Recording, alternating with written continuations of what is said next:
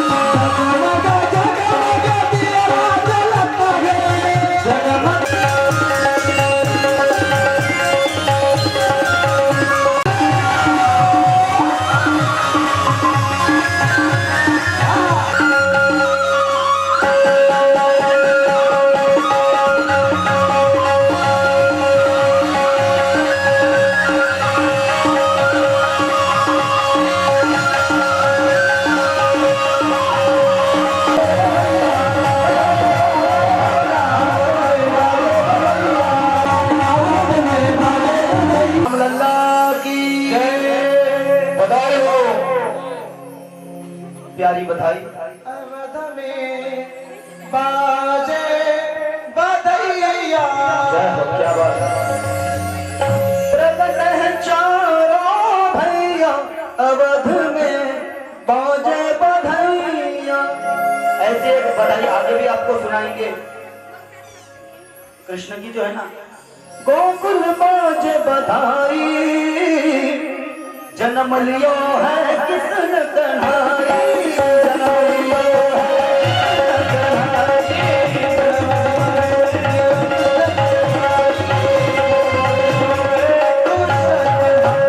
101 भाव के दर्शन करना है हमें। अभी माखन का भी जो है ना, माखन का जो है ना, चोर चोर का सार बिरज में आज मच गया शोर, नंद का लाला किशन कन्हैया बन गया माखन चोर। ऐसे 101 भावों के आपको दर्शन कराएंगे। और डांडिया के भी जो 2 गीत है हमने बनाए। डांडिया सब लेके आए हैं ना? डांडिया कौन कौन लाया है प्यारे, हमने कल बताया था। अगर नहीं लाया है तो फिर कल रास महोत्सव में उसका चिंतन करेंगे। डांडिया का बहुत विशेष महत्व होता है वृंदावन की कथा में 5वें और 6ठे दिन। तो डांडिया भी, तो एक मध्यांतर के पूर्व मुझे एक कथा की ओर जाना है और फिर सीधा हम मध्यांतर के बाद में कृष्ण कथा में प्रवेश करेंगे। राम भगवान की कथा आप बहुत बार सुन चुके हो तलेकर साहब। रामायण तो आपने कभी न कभी सुनी है, किसी और की क्यों ना हो, मराठी हिंदी में मुझे हाथ खड़ा करके आप कहिए रामायण तो सबने सुनी है ना? सबने सुनी है प्यारे।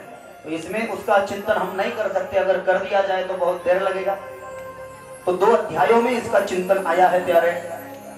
भगवान राम का जन्म हुआ, लखनलाल का जन्म हुआ सोमवार के दिन, रविवार को भगवान राम दोपहर 12 बजे, नवमी के दिन, दसवीं के दिन लखनलाल का, और एकादशी के दिन बराबर 12:05 में, 12 को किसी का नहीं होता, इसलिए 12:05 को जो है प्यारे वो शत्रुघ्न रिपुसुदन, और 12:10 को एकादशी के दिन भरत भैया। जो बच्चे हम जिनको जुड़वा बोलते हैं ना, तो जुड़वा में से जो पीछे से होता है उसको बड़ा बोलते हैं शास्त्र में, और जो पहले होता है उसको छोटा बोलते हैं। लेकिन हमारे इधर ऐसा भ्रम है, हम जो पहला हो जाता है उसको बड़ा समझते हैं और जो बाद में होता है उसको छोटा, और जो पहला होता है ना जुड़वा में, उसकी शादी हम पहले कर देते हैं। तो ये रामायण जी ने कहा प्यारे, जो पीछे से होता है वो छोटा होता है। तो शत्रुघ्न का जन्म एकादशी के दिन, चैत्र शुद्ध एकादशी, चारों भाइयों के जन्म काल में 1-1 दिन का फासला है। इनका जन्म हुआ है, इनका नामकरण किया गया है राम लखन भरत शत्रुघ्न उर्फ रिपुसुदन। 4-4 के साल के हुए हैं, विद्याभ्यास किया है, 7-7 साल के हुए हैं। व्रतबंध उपनयन वामन भगवान जैसे किया है। विश्वामित्र जी आए, लेकर के गए हैं, ताटिका का वध किया है प्यारे। विश्वामित्र के यज्ञ का रक्षण किया है प्यारे। वो ताटिका को मारने के बाद में तिसरा खरदूषण का भी उन्होंने उद्धार किया है। मारे सुबाहु आए थे, जाते जाते सुबाहु को मार दिया। मारीच मामा को एक अपूर्ण टोक वाला बाण मार करके उसको 400 योजन दूर भेज दिया, वो लंका में जा गिरा। आगे जनक जी के महल में गए हैं, सीता माई से शादी की है। राम, सीता, लक्ष्मण, उर्मिला, भरत, मांडवी और शत्रुघ्न शुतकीर्ति, इन चारों की शादी हुई। परशुराम जी के साथ में वार्तालाप हुई, भेंट हुई। अयोध्या में आए हैं, बड़े आनंद की अनुभव सभी लोग कर रहे हैं। राम जी राजा बनने वाले हैं, गांव में वार्ता फैला दी गई है। भरत शत्रुघ्न मामा की ओर गए हैं, कैकेयी ने अपने 2 वर मांग लिए हैं। दशरथ जी मूर्छा में चले गए हैं। राम, लखन, सीता, सुमंत वनवास के लिए निकले हैं, लोग पीछे निकले हैं, लगे हैं, श्रृंगवेरपुर तक पहुंचे हैं। 3 दिन तक वहां पर हम काम किया है प्यारे। निषाद राज गोहर ने रामलल्ला के चरणों की पूजा की, अपने नाव में बिठाया है, नदी के उस तट छोड़ा है, वो आगे गए हैं। उनकी भारद्वाज जी के साथ में भेंट हुई है। चित्रकूट पर भगवान ने निवास किया है। सुमंत वापस आया, दशरथ जी के पास में गए। दशरथ जी ने 6ठे दिन प्राण को त्याग दिया है। भरत आया है, 10वां कर डाला है प्यारे, उसने अग्निराग दे दिया है। भरत और शत्रुघ्न कौशल्या सुमित्रा सब निकले हैं राम जी को मिलने को। भरत नंदीग्राम पर रहा है, शत्रुघ्न और सुमंत ने राज्य को संभाला है प्यारे। राम जी आगे गए हैं, वनवास गए हैं, पंचवटिया है, रावण ने सीता को भगाया है प्यारे। शबरी का उद्धार किए हैं प्रभु जी आगे गए हैं। विप्र रूप धरी कपितः गयहु, नाथ मात पूछत असभ यहु। सुग्रीव, हनुमंत, वाली ये सब थे, मिले हैं। वाली को मार दिया है, सुग्रीव को रजगद्दी दी है प्यारे। अंगद को साथ में लिया है, विभीषण शरण में आया है। हनुमान ने लंका जलाई है प्यारे। अभी हनुमान जी है यहाँ पे तो जाते जाते मेरे राम ठाकुर का कोई काम हनुमान की सेवा होता ही नहीं प्यारे। दुनिया चले ना श्री राम के बिना, राम जी चले ना हनुमान के बिना। दुनिया चले ना श्री राम के बिना, राम जी चले ना हनुमान के बिना। दुनिया चले ना श्री राम के बिना, राम जी चले ना हनुमान के बिना। दुनिया चले ना श्री राम के बिना, राम जी चले ना हनुमान के बिना। जब से रामायण पढ़ी है, एक बात मैंने समझ ली है। जब से रामायण पढ़ी है, एक बात मैंने लंका चले ना हनुमान के बिना। चले ना हनुमान की जय। हनुमान जी लंका जला करके आए हैं, अंगद जी भी रावण को परास्त करके आए हैं। सेतु बंधन किया गया है, राम जी वहां पर पहुंचे हैं। रावण का विनाश हुआ है। सबसे पहले तो कुंभकर्ण, इंद्रजीत, अहिमही रावण, देवांतक, नरांतक, जंग, प्रजंग, बहुत सारी सेना को 1,80,000 पत्नियां हैं, 1 लाख पुत्र रावण के मर गए, 1.25 लाख नाती मर गए, रावण भी मर गया प्यारे। 80,000 पत्नियां बेवा हो गए। सीता को छुड़ाया है, अग्नि परीक्षा तुम पवकहमह करहु निवास, अग्नि से प्राप्त कर लिया है। रावण भगाने से पहले अग्नि में अपना असली रूप गुप्त कर दिया था सीता माई ने। सीता माई को लेकर के पुष्पक विमान में सभी जितने भी वानर मरे थे, इंद्र भगवान ने उन पर अमृत का छिड़काव किया है।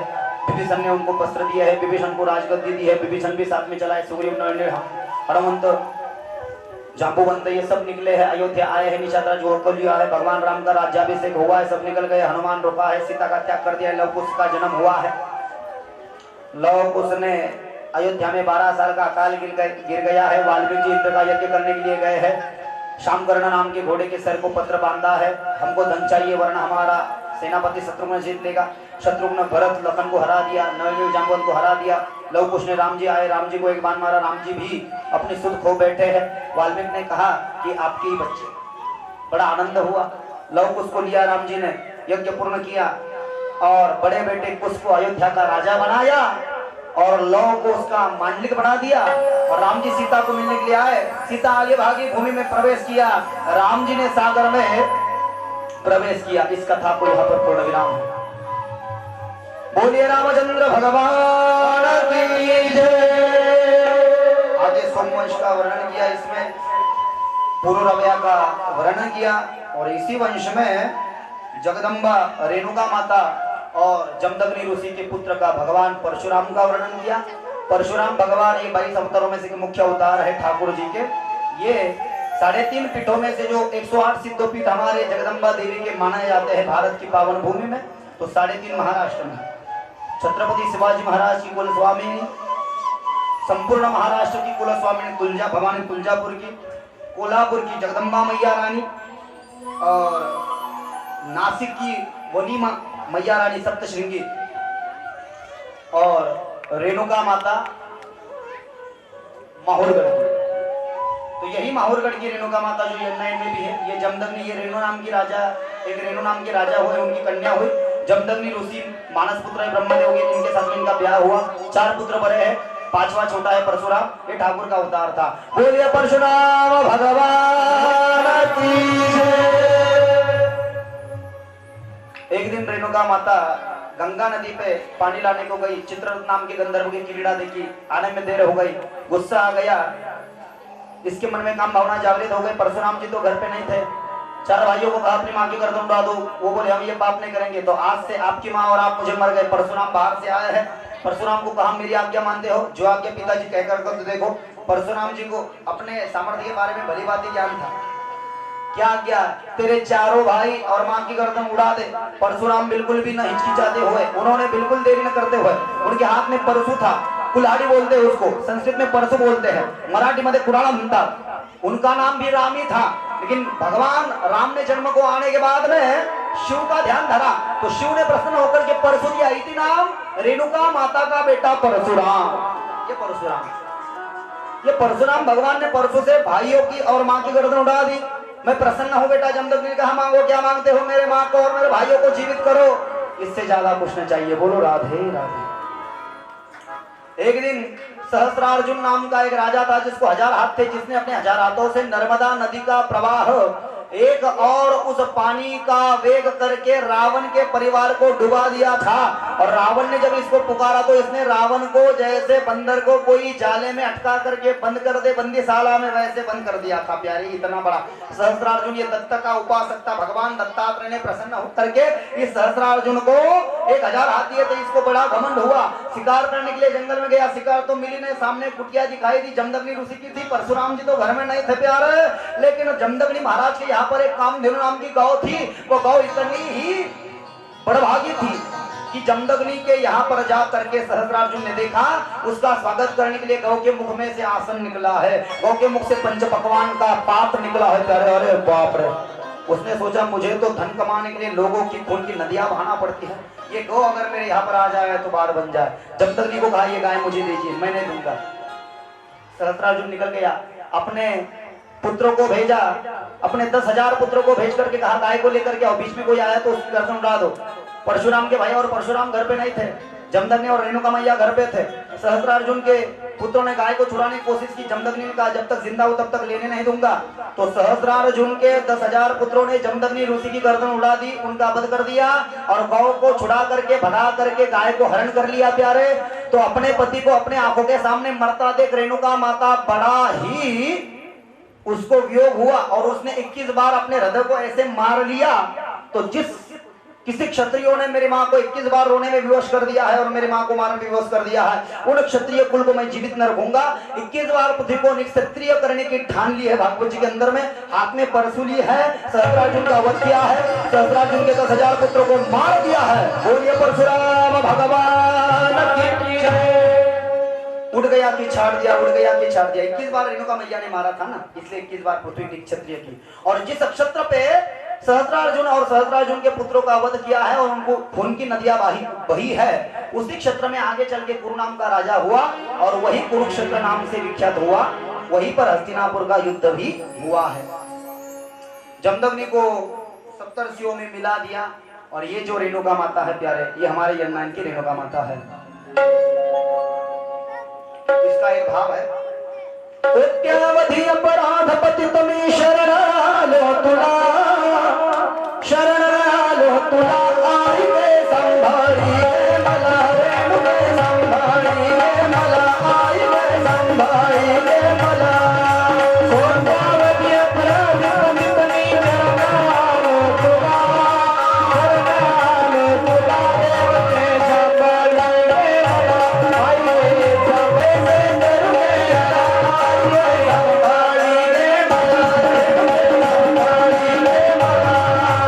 सरस्वती राज राजेश्वरी जगदम्बा रेणुका माता की जय। इसके तो 4 चरण है, एक चरण सुना दिया है। बहुत बड़ा देवी भागवत का भाव है। मंत्र यंत्राणी तंत्र नाही, गायन पण आहे नेतर नाही, हरि विनु तो तुझे आचरण 101 भाव है। आम्ही चुकलो हो जरी तरी काही, तू चुकू नको अंबा, 101 भाव है। लेकिन ये देवी भागवत में सुनिएगा, 9 दिन में देवी भागवत होती है ना हमारी, उसमें सुनिएगा। अभी जामखेड़ में देवी भागवत है 28 से लेकर के 28 दिसंबर से लेकर के 4 जनवरी तक वहां पर जामखेड़ जामबंद का, वहां पे देवी भागवत कथा है इस बार। तो बड़ा भाव इसका भी सुंदर है। ये रेणुका माता प्यारे, इस कथा का यहाँ पर पूर्ण विराम है। मैं ज्यादा विस्तार नहीं करूंगा, जितना भागवत में वर्णन आया है। ययाति के कथा का वर्णन किया गया आगे। और ये ययाति की शादी देवयानी से हो गई। देवयानी शुक्राचार्य की बेटी है और देवयानी की जो एक दासी थी वृष शर्मिष्ठा, वो राजा की कन्या थी। जब देवयानी अपने मायके गए तो देवयानी के पीठ पीछे दासी के समवेत समागम करके इसने दासी से भी पुत्रों का उत्पन्न निर्माण किया।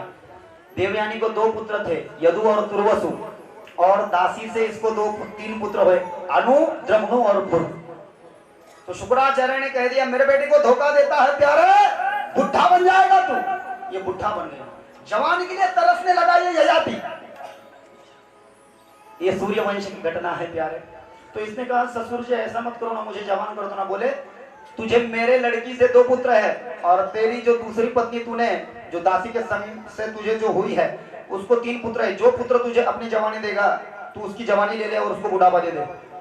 तो यदु इसकी जो सगी बीबी थी ना, शादी की हुई बीबी, उसके दोनों पुत्रों का मुझे जवानी दोगे क्या, यदु और तुर्वसु? वो बोले पिताजी सटिया गए हो क्या, दांत गिर गए हैं ना, अबे हमको शादी नहीं करनी है क्या, निकल जाओ यहाँ से। दोनों पुत्रों ने इनकार कर दिया। लेकिन शर्मिष्ठा के जो 3 पुत्र है ना, अनु, द्रमनु और पुरु, पुरु है ना, पुरु ने अपनी जवानी दे दी और बुढ़ापा दे लिया। इसे लगा ये बहुत गलत कर रहा हूँ, पुरु की जवानी दे दी, यया देवयानी को साथ में लिया और ब्रह्मलीन ये हुआ है प्यारे। पुरु के वंश का वर्णन किया, और ये ययाति ने अपना जो राज है 5 पुत्रों में से पुरु को ही दे दिया जिसने जवानी दी थी, और 4 को उसका मांडलिक बना दिया। और पुरु के वंश में आगे एक दिवोदास भी हुआ है, और इसी दिवोदास के ही वंश में एक दुष्यंत नाम का राजा हुआ। एक दिन जंगल में शिकार के लिए गया, शकुंतला नाम के स्त्री से समागम किया, भरत नाम का पुत्र हुआ है प्यारे, और उसको छोड़ करके चला गया है। वो शकुंतला भरत को जन्म देने के बाद में गए तो उसने इनकार कर दिया। ऊपर से आकाशवाणी हुई है, दुष्यंत ये पवित्र चंद्रवंश में जन्मा, तेरे ही कुल से जन्मे तेरा कुल दीपक भरत है, ये भारत का राजा बनेगा और इसी से ये देश भारत नाम से जाना जाएगा। कल हमने सुना ऋषभ देव का पुत्र भरत उर्फ जड़ भरत 1, अभी हमने सुना दशरथ जी का छोटा बेटा भरत 2, और ये दुष्यंत शकुंतला का पुत्र भरत 3। इन तीनों भरत के राजा बनने के पश्चात हमारा देश को भारत नाम से जाना लगा। तो यहाँ पर 9वें स्कंद को पूर्ण विराम है। मध्यांतर के बाद में हम कृष्ण कथा में ही 10वें स्कंद में प्रवेश कर रहे हैं। अभी चाय पान की व्यवस्था है, 20 मिनट के लिए सबको विश्राम है। चाय और पान के जो ग्लासेस है वो डस्टबिन में डालिएगा। मंदिर को स्वच्छ रखने की कोशिश कीजिए। श्रीमद् भागवते महापुराण 9वें स्कंदे अध्याय हरये नमः हरये नमः।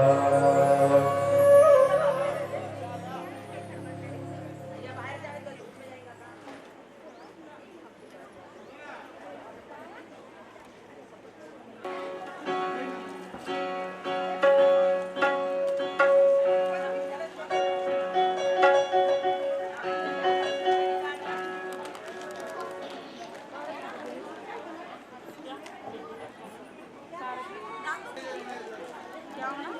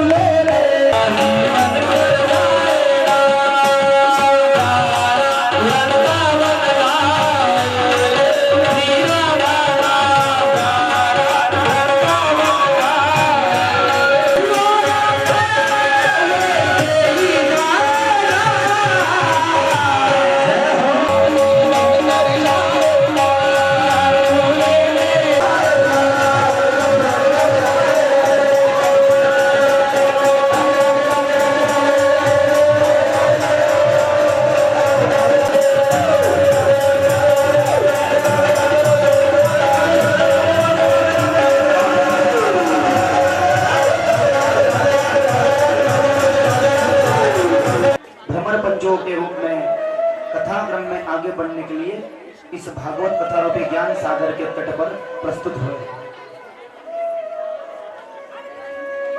मध्यांतर से पूर्व प्रथम सत्र में हम नवम स्कंद का चिंतन कर रहे थे, जिसमें भगवान राम की कथा, परशुराम जी की कथा, मत्स्यावतार की कथा, निमि की कथा, ययाति की कथा, नभगनाभाग, शरियाती, इन सभी वैवस्वत मनवंतर की कथाएं हम लगभग श्रवण कर चुके हैं।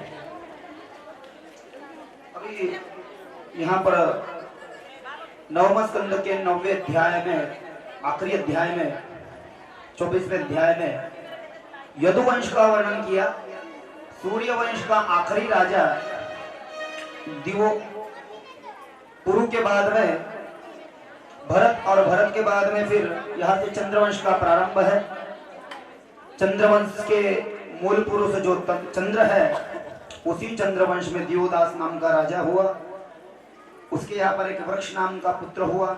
उसके यहाँ पर एक ययाति नाम का राजा हुआ। उसका ही अपभ्रंश यादव, सरनेम यादव गिरा, और इसी यादव वंश में, चंद्रवंश में भगवान कृष्ण अवतीर्ण होने वाले हैं। बोलो राधे राधे। दसम स्कंद में प्रवेश कर रहे हैं। मथुरा नाम का राज्य हुआ। मथुरा नाम के राज्य में अहुक नाम के राजा हुए। अहुक जी को 2 पुत्र थे। बड़ा पुत्र था देवक और छोटा था उग्रसेन। देवक को 7 कन्याएं हुई। प्राय सबसे छोटी 7वीं कन्या जो थी वो मां देवकी थी, जिसकी कोख से वैकुंठधारी भगवान विष्णु कृष्ण रूप में अवतीर्ण होने वाले थे। और 5 पुत्र थे देवकी के सगे भाई, श्रुतदेव, शांतिदेव, उपदेव, ऐसे। दूसरा जो पुत्र है ना उग्रसेन, उग्रसेन को 9 पुत्र थे। सबसे बड़ा पुत्र था कंस, बाकी दूसरा सुनोमा, नगरोत, कंक, शरभ, ऐसे 9 थे, और 5 कन्याएं थी। आहुक जी का प्रयाण हुआ, वो परलोक सिधार गया। तो मथुरा में आहुक जी के बड़े बेटे देवक जी राजा बने, देवकी मां के पिताजी। वो भी चल बसे, तो उनका छोटा सगा भाई उग्रसेन, देवकी मैया के चाचा जी और कंस के पिताजी, ये राजा बने। और उग्रसेन राजा बनने के बाद में कंस ने अपने गलत संग वाले चाणूर, मुष्टिक ऐसे मित्रों को, राक्षसों को हाथ अपने हत्थे लेकर के जन्म देने वाले पिताजी को, उग्रसेन को, कारावास में डाल दिया, कारागृह में डाल दिया। हाथ और पैरों में लोहे की बेड़ियां जकड़ दी और डाल दिया कारागृह में, और खुद स्वयं घोषित राजा बन गया।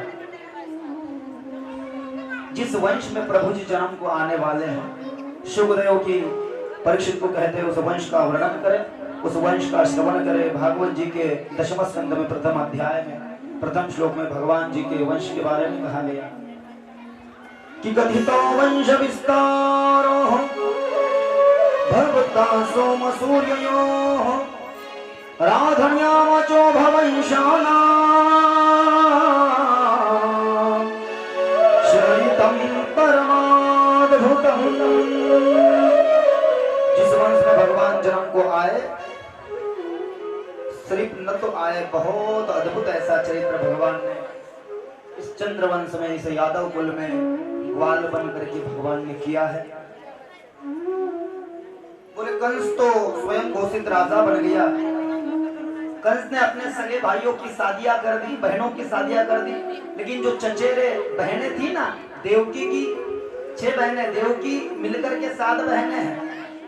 तो देवकी की सगे 6 बहनें जो है ना, उनकी शादी वसुदेव से ही कर दी। वसुदेव ये शूरसेन यादव का पुत्र है। जब वसुदेव का जन्म हुआ तलेकर साहब, तो दुधुम्बी नगाड़े बाजे बजने लगे थे स्वर्ग में। दीपक सेठ क्यों बोले, इस वसुदेव के यहाँ पे ही विष्णु जी कृष्ण बनकर के आने वाले हैं, बाकी बिहारी बनकर के आने वाले हैं। इसलिए इस वसुदेव के साथ में ही 6 बहनों की शादियां कर दी। और आखिरी चचेरी बहन रहेगी माँ देवकी, जो कन्हैया की माता बनने वाली थी। उसकी शादी भी वसुदेव के साथ में ही लगा दी। शादी में ऐसी व्यवस्था की प्यारे कि देखने वाले शर्मा जाए, किसी चीज की कमी न थी वहां पे। बहुत सारे ऋषिवर, राजा लोग, महाराजे, युवराज, अनेक देश के बड़े बड़े दिग्गज, सभी रिश्तेदार आपको स्वकीय उस शादी में पहुंचे। देवकी की शादी वसुदेव बाबा के साथ में हुई। बारात निकली है रथ में, वसुदेव देवकी को बिठाए। कंस ने बहुत सोमरस पी लिया आज, और अपनी चचेरे बहन की शादी की खुशी में कंस नाचने लगा प्यारे। आज मेरे बहन की शादी है, आज मेरे बहन की शादी है, आज मेरे बहन की शादी है, आज मेरे बहन की शादी है। दुल्हन बनी है बहना मेरी, दुल्हन बनी है बहना मेरी, दुल्हा मेरा जीजा। आज मेरे बहन की शादी है, आज मेरे बहन की शादी है, आज मेरे बहन की शादी है, आज मेरे बहन की शादी है। नाच रहा था, ऊपर से आकाशवाणी हुई, अरे रुक जाओ। सब बाराती घबरा गए। कोई असर ही नहीं है प्यारे। अरे मेरे बहन के शादी में नाच रहा है, उसकी कोख से जन्म लेने वाला 8वां पुत्र तेरे बच का कारण बनेगा, शर्म नहीं आती? और उसी बहन की शादी में नाच रहा है। कंस ने इस आकाशवाणी को सुना, पहले ही पी चुका था, गुस्से से लाल हो गया, हाथ में शस्त्र लिया और शस्त्र लेकर के वसुदेव देवकी के पास में जाने लगा। मारने के लिए शस्त्र उठाया तो वसुदेव ने हाथ पकड़ लिया। ऐसे क्या करते हो साले साहब, गुस्सा थूक दो। आपकी 7 बहनों से मैंने शादी कर ली है, आप मेरे मित्र हैं और आप मारने पे तुले हो। मैं जीवित नहीं छोड़ूंगा। अभी आकाशवाणी सुनी नहीं? मेरे चचेरे बहन के कोख से जन्म लेने वाला 8वां पुत्र मेरा वध करेगा? अरे मैं फसाद के जड़ को ही मारना चाहता हूँ। वसुदेव ने कहा, ऐसे मत करो साले साहब, आप मुझे मारोगे, मुझे मरने से कोई डर नहीं लगता, लेकिन आप मेरे मित्र हो, मैं आपके हित के बारे में सोचता हूँ। ब्रह्म हत्या होती है, स्त्री को मत मारो। आप चाहिए तो हमें घर पे मत ले जाइए, यहीं से कारागृह हमको रवाना कर दीजिए। मैं आपको वचन देता हूँ, हमको होने वाला एक एक पुत्र मैं आपके पास ला करके दूंगा। 8 तो क्या, 1 से लेकर 8 तक 8 पुत्र मैं आपके पास में ला के दूंगा। तो कंस ने द्वारा सेवकों को कहकर के वसुदेव देवकी को भरी बारात से घर पे न ले जाए हुए, सत्यनारायण की कथा न करवाते हुए, सूखे नारियल की नहाना न बनाते हुए, तीर्थ यात्रा न जाते हुए, कुलदेवी न जाते हुए, सीधा कारागृह में उनको भेज दिया। हाथ और पैरों में बेड़ियां डाल दी प्यारे, कारागृह के द्वार बंद कर दिए। सेवकों को कहा, दिन रात जगिए, जितना चाहिए उतना खाइए, जितना पैसा चाहिए उतना लीजिए, आंखों में तेल डालिए, 24 घंटा जगिए, कोई सोइए मत, और जैसे देवी को पुत्र होगा मुझे आकर के खबर करेगा, मैं उसे इनाम दूंगा। सब लोग त्रस्त हो गए थे कंस के अत्याचार से, पापाचार से, दुराचार से। वसुंधरा भी रो रही थी। वसुंधरा ने गाय का रूप धारण किया, धर्म रूपी बैल को साथ में लिया, इंद्र के पास में गए। पृथ्वी, धर्म, इंद्र, ब्रह्मा के पास, ब्रह्मा शिव के पास और ठाकुर जी के पास में आए। विष्णु जी को कहा, कंस के अत्याचार से सबको तकलीफ हो रही है। भगवान ने कहा, चिंता मत करो, 24 में से मैं एक मुख्य कन्हैया बनने वाला हूँ। देवकी की कोख से मैं 8वां बालक बन के जन्म लूंगा। और बलदाऊ संकर्षण शेष नारायण के नागो संकर्षण दाऊ बनेंगे। वो आधे 7 महीने इधर रहेंगे देवकी की कोख में और 2 महीने रोहिणी की कोख में रहेंगे। बोले रोहिणी कौन है? परीक्षित ने पूछा। बोले वो वसुदेव बाबा की पत्नी है। बोले वो वसुदेव बाबा को ऐसी कितनी पत्नियां हैं? बोले वसुदेव बाबा को तो देवकी की जो 6 बहनें हैं सगे, 7 सगे बहनों से वसुदेव बाबा ने तो शादी की है, लेकिन इसके बावजूद भी वसुदेव बाबा को और 11 पत्नियां हैं। 7 और 11 18। वसुदेव बाबा को टोटल 18 पत्नियां हैं। भागवत जी में वर्णन आता है। 17 नंबर की पत्नी रोहिणी है जो बलराम जी की मैया है, और 18 नंबर की पत्नी देवकी मैया जो कन्हैया की मां है। मैं कृष्ण बन करके आऊंगा, अब चिंता मत करो। आकाशाची वाणी संगे सकलांसी तळमण वाणसी करुणका देवकीच्या गर्भायील भगवान रक्षिल ब्रह्मण गाई भक्त मारील दैत्यासी उतरील पार आनंद सर्वांसी करील तो। ऐसे नामदेव महाराज का वर्णन है। ऐसी आकाशवाणी हुई, लोगों ने बड़े आनंद का अनुभव किया, सब घरों को चले गए हैं प्यारे।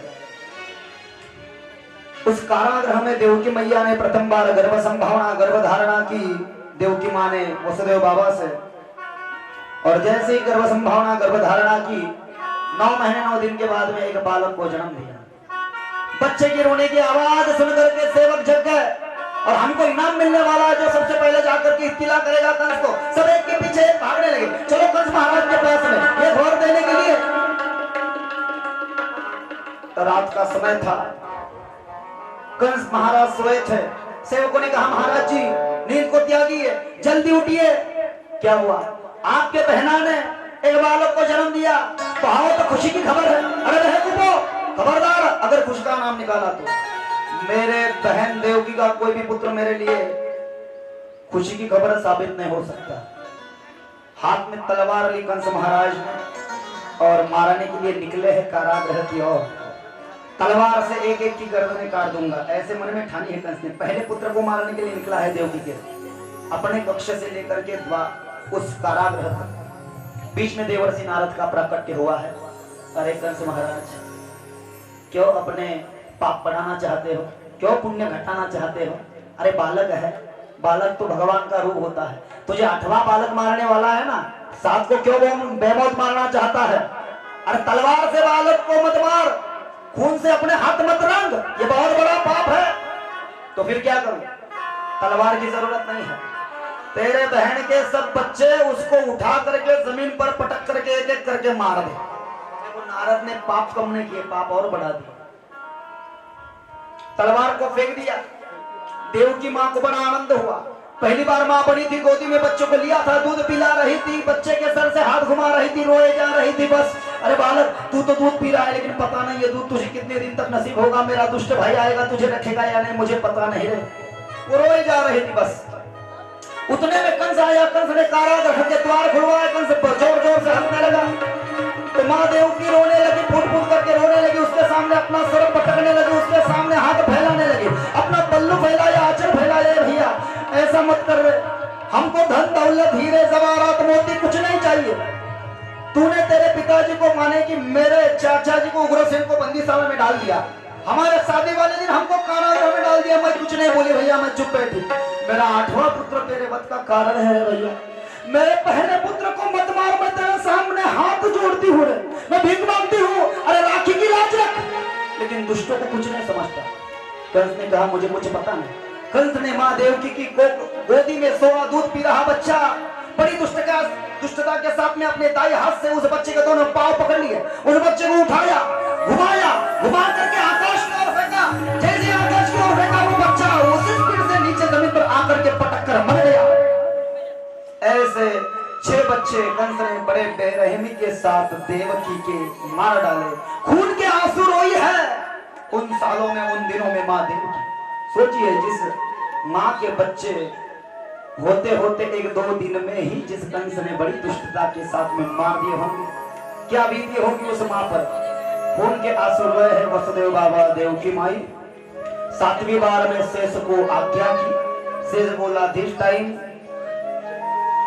I don't want any excuses.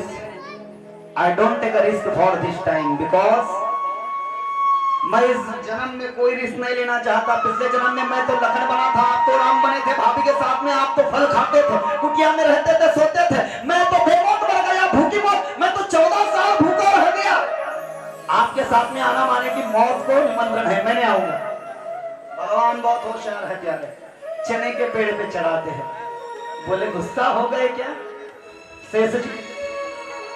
आप छोटे भाई थे ना लखन जी, मैं बड़ा था ना, तो आपको इस बात से दिक्कत है क्या? इस बार में आप बड़े बन जाइए दाऊ, मैं छोटा बनूंगा कन्हैया, और मैं आपकी बात सुनूंगा। क्या मैं बड़ा तू छोटा? अरे बाप मैं बनता हूं ना। चने के पेड़ पे चढ़ा दिया और जो करना था वही कर लिया। बलराम को लगा मैं बड़ा। शेषा प्रति बोले लक्ष्मी सा तो बर देव की उदरी रहा बे जाऊनी माये से मागुण पाठवी तो योग माया तुझ काढी लते तो न घाली लने व न गोकुळासी से समने मज श्रम झाले फार मागील अवतारी झालो लक्ष्मण सिविले अरण तुभा सवे या लगे अवतार में न घेची। उसको भेज दिया प्यारे सूक्ष्म रूप से शेषनाग का। शेषनाग देव की मां की कोख में 7वीं बार प्रविष्ट हुआ, दिन ब दिन गर्भ बढ़ने लगा। 6 बच्चे मार दिए माता जी। 7वीं बार दाऊ जी पल रहे हैं देव की मां की गोद में, मथुरा की कारागृह में। भगवान कृष्ण ने अपनी योग माया के द्वारा, अपने शक्तियों द्वारा देवकी मां की कोख से दाऊ भैया के 7 महीने के गर्भ को हटा करके मथुरा से 20 किलोमीटर वृंदावन, वृंदावन से 4 किलोमीटर गोकुल गांव, और मथुरा से 24 किलोमीटर गोकुल गांव। गोकुल में नंद बाबा का बाड़ा, वहां के मुखिया सरपंच नंद बाबा, उनकी दुनिया में सबसे पहली गौशाला जहां पे 9 लाख गौवे हैं, वहां के सरपंच नंद बाबा है। नंद बाबा की पत्नी का नाम जसोदा है, और जसोदा की सहेली का नाम रोहिणी है। वो रोहिणी उसका पति उसकी सौतन देवकी के साथ 10-12 साल से मथुरा की कारागृह में बंदीशाला में गिरने की वजह से यशोदा सहेले की आश्रय से गोकुल के बाड़े में कक्ष में अलग से रहा करती थी। ये कन्हैया जानते थे, इसलिए कन्हैया ने 7 साल के दाऊ भैया के गर्भ को देव की मां की कोख से निकाल करके 24 किलोमीटर दूर गोकुल गांव में रोहिणी मां की कोख में ट्रांसपेरेंट कर दिया। बोलो राधे राधे। और जैसे ट्रांसपेरेंट किया प्यारे, सब परेशानी, ये सब पखेड़ा खड़ा हो गया। इधर मथुरा में कारागृह में सभी लोगों ने देखा, अरे बाप 6 बच्चे तो मार दिए, लेकिन 7वां गर्भ ऐसे दिखता था वो अपने आप गुप्त हो गया है। तो लोगों ने ऐसी वार्ता फैला दी, लगता है देवकी की कोख में सोने वाला बच्चा डर गया। बोले कैसे? बोले वो गर्भ जानता था कि उसके पहले 6 भाई जन्मते कंस ने जमीन पर पटक करके मार दिए। उस बच्चे ने सोचा कि जन्म को आते आते ही मामा मार डालता है प्यारे, मामा जीने नहीं देता तो जी के क्या फायदा। वो गर्भ डर गया और जन्म लेने से डर गया, इसलिए वो गुप्त हो गया। कंस के डर से गर्भ लुप्त हो गया, कंस के डर से गर्भ लुप्त हो गया। ऐसी वार्ता फैल गई मथुरा में। कंस बोल रहा अरे बाप रे, पेट के अंदर के गर्भ मुझे डरने लगे। लेकिन इधर की बात तो हो गई, लेकिन गोकुल में जब रोहिणी माई सवेरे 7 बजे पानी का घड़ा लेकर के माँ जमुना के तट पर पानी लेने के लिए जाने लगी ना, तो लोगों ने देखा 7 महीने की गर्भवती है जगदीश सेठ। लोग अच्छे बस बुराइयां खोजते हैं लोग। गोकुल वासियों ने कहा अरे वो रोहिणी, अरे वो करमजली, अरे वो मुंजली, अरे वो पापिनी, अरे वो डाकिनी, अरे शर्म नहीं आती क्या? अरे तेरा पति तो हमने सुना है 12-13 सालों से तेरी छोटी सौतन देवकी के साथ में मथुरा की कारागृह में बंद पड़ा है, तू तो अकेली रहती है, तो ये किसका पाप पेट में लेकर के घूम रही है, तुझे शर्म नहीं आता क्या? और रोहिणी रोने लगी। चमत्कार के सिवा नमस्कार नहीं किया करते लोग। ऊपर से आकाशवाणी, ए गोकुलवासियों, ए वृंदावन ब्रजवासियों, रोहिणी की निंदा मत करो। रोहिणी कल भी पवित्र थी, आज भी पवित्र है, जन्म जन्मांतर पवित्र रहेगी। इसकी कोख में पल रहा गर्भ यह साक्षात शेष नारायण का है, वो भगवान है, और ये गर्भ वसुदेव जी के द्वारा ही स्थापित है। लोगों को लगा क्या पता भाई वसुदेव बाबा संजय दत्त जैसे अंधेरे में आए होंगे तो पैरोल पे, हमको क्या पता, जाने दो प्यारे। लोग चुप बैठे। और जैसे ही ये मामला जैसे तैसे जब पड़ गया तो 2 महीने 9 दिन के पश्चात मां रोहिणी ने गोकुल में नंद बाबा के बाड़े में जशोदा माई के सामने संकर्षण बलदाऊ को जन्म दे दिया। बोलिए बलदाऊ भैया। सब हाथ में अक्षर फूल वगैरह जिनके पास में होंगे वो रखेंगे। जैसे कन्हैया आएंगे हमको डालना है, आपको झांकी के दर्शन कराएंगे। अब कन्हैया आने वाले, मेरे पहले सूचना सुनिए, कुछ आगे पीछे नहीं होना चाहिए। अब कन्हैया का जन्म होगा, माया का जन्म होगा। मथुरा से कन्हैया गोकुल को जाएंगे। गोकुल में जाने के बाद में बधाई गाएंगे, नंदोत्सव होगा। नंदोत्सव के बाद में नीचे बैठेंगे, नीचे बैठ करके झूलन महोत्सव, झूले के 2-3 गीत होंगे और उसके बाद में फिर आगे की कार्यक्रम की शोभा होगी। इसमें कोई बदल नहीं है, कोई गड़बड़ी बिल्कुल नहीं करेगा, कोई जल्दबाजी नहीं करेगा। सबसे पहले कन्हैया का जन्म होगा। जन्म होने के बाद में वसुदेव बाबा सर पे टोकरी रख करके मथुरा से गोकुल में कन्हैया को रखेंगे। उसके बाद में उनका नंदोत्सव होगा जो हमको खड़े रह करके मनाना है। उसी बीचों बीच हम चॉकलेट का प्रसाद भी आपको यही से स्टेज से समर्पित करेंगे और उसके बाद में फिर झूलन महोत्सव, झूला झुलाएंगे कन्हैया जी को। उसके बाद में माखन चोरी लीला, उसके बाद में रास दांडिया। अगर दांडिया आज है नहीं तो कल रास महोत्सव के माध्यम से कल दांडिया लेके आएंगे। आज दांडिया अगर कम है तो दांडिया महोत्सव कल में हम ऐड कर देंगे। मुझे बताइए ज्यादा है या नहीं। अगर आज दांडिया नहीं लाई है तो कल इसका चिंतन करेंगे। दाऊ भैया का जन्म हुआ, 12वें दिन उनका नाम दाऊ रखा गया है। 8वीं बार भगवान विष्णु ने माया देवी को आज्ञा दी कि आप गोकुल में नंद बाबा की पत्नी जशोदा की कोख से जन्म लीजिए। मैं वसुदेव और देवकी का पुत्र कन्हैया बनकर के आता हूं। हमारे वृंदावन में भादव का महीना कहा गया है, भाद्रपद अष्टमी।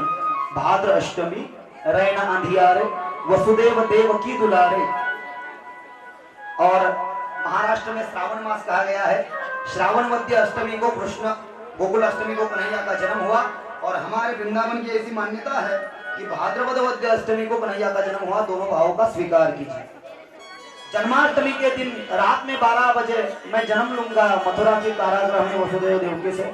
आप गोकुल में जन्म लेना। मेरे वसुदेव बाबा मुझे वहां पर ला करके छोड़ेंगे, आपको यहाँ पर लेकर के आएंगे। तब तक इसकी कानों कान किसी को खबर नहीं होनी चाहिए, ठीक है। भगवान विष्णु ने वैकुंठ का परित्याग करके, सूक्ष्म रूप का अवलंब करके देवकी की कोख में प्रभु जी प्रवेश करते बने। माया देवी जो है अपने जम्बूद्वीप का परित्याग करके, विंध्य पर्वत को त्याग करके जशोदा माई की कोख में गोकुल में प्रवेश करती बनी। 9 महीने 9 दिन का गर्भ बढ़ता गया और जैसे ही ये गर्भ बढ़ने लगा तो बोले भगवान श्री कृष्ण के जन्म का काल निकट था। कन्हैया को तैयार रखना। मेरी बात सुनना, अभी कन्हैया आएंगे। जब आएंगे ना तो छोटे होंगे, बड़े 8 साल के आएंगे, छोटे होंगे। तो वसुदेव बाबा बीच में से लेके आएंगे ना कन्हैया को, तो दम दम से लेकर के आना है और चावल उनके सर पे नहीं डालना है, नहीं तो बच्चे के आंख में जा सकती है। धीमे से डालना है, स्वागत करना है, कैसे झांकी के दर्शन करना है, आनंद को प्राप्त होना है। जब आएंगे तब, इधर डालना ही नहीं है, इधर डालना ही नहीं, उधर ही डालना है, क्योंकि स्वागत तो करना होता है।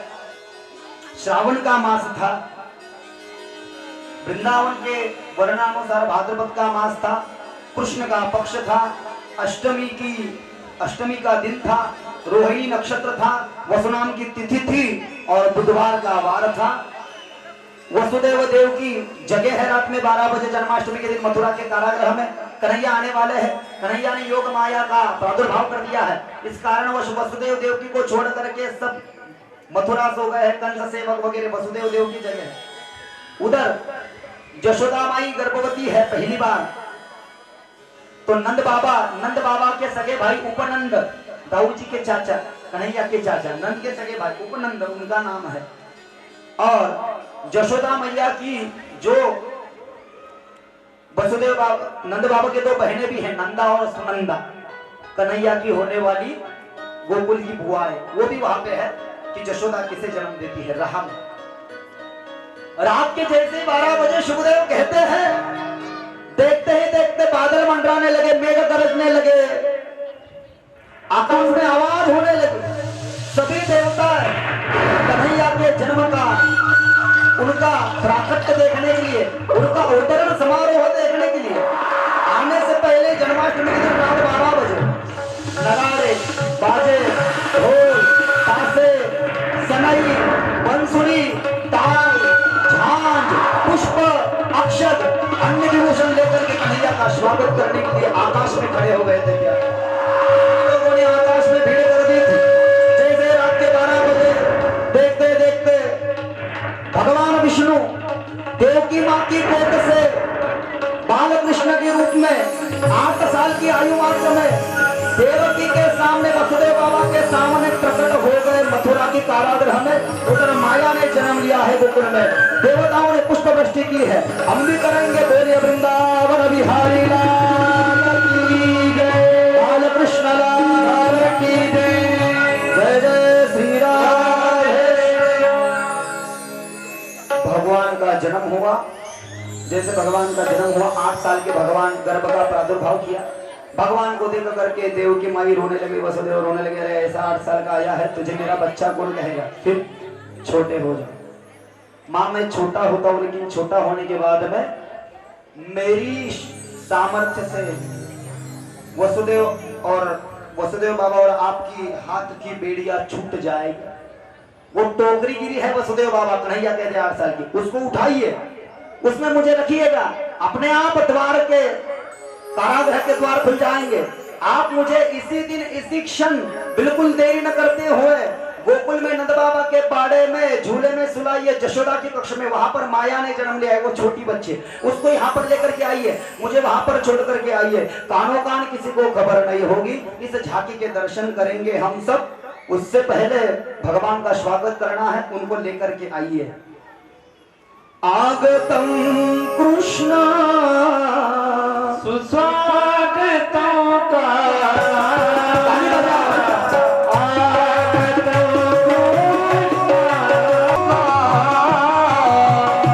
स्वागतम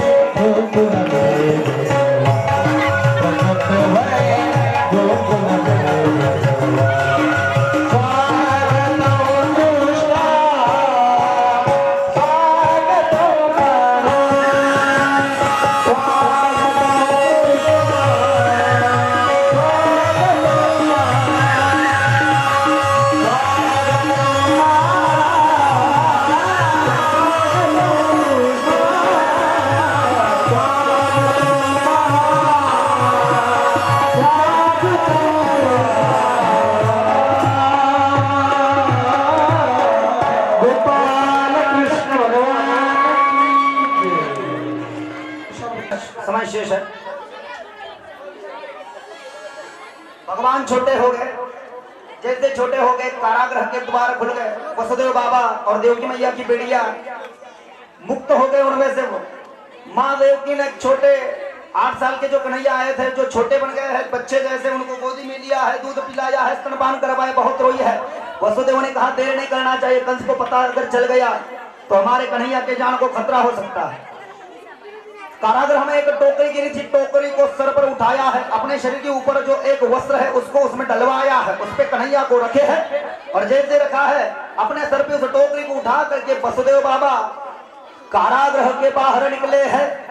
जैसे कारागृह के बाहर निकले हैं प्यारे, तो रात के 12 साढ़े 12 बजे माँ जमुना नदी में प्रवेश किया है। माँ जमुना का वेग बढ़ रहा था।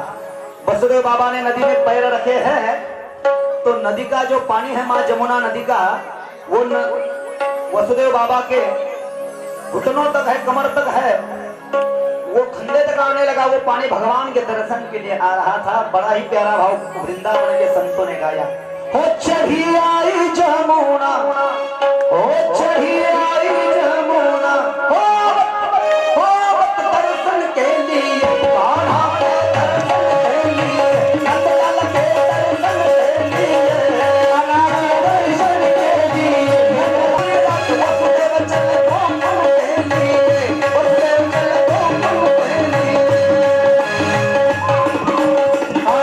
चढ़ी आई जमुना, कान्हा के दर्शन के लिए, कृष्णा के दर्शन के लिए, नंदलाल के दर्शन के लिए, कान्हा के दर्शन के लिए, कृष्णा के दर्शन के लिए।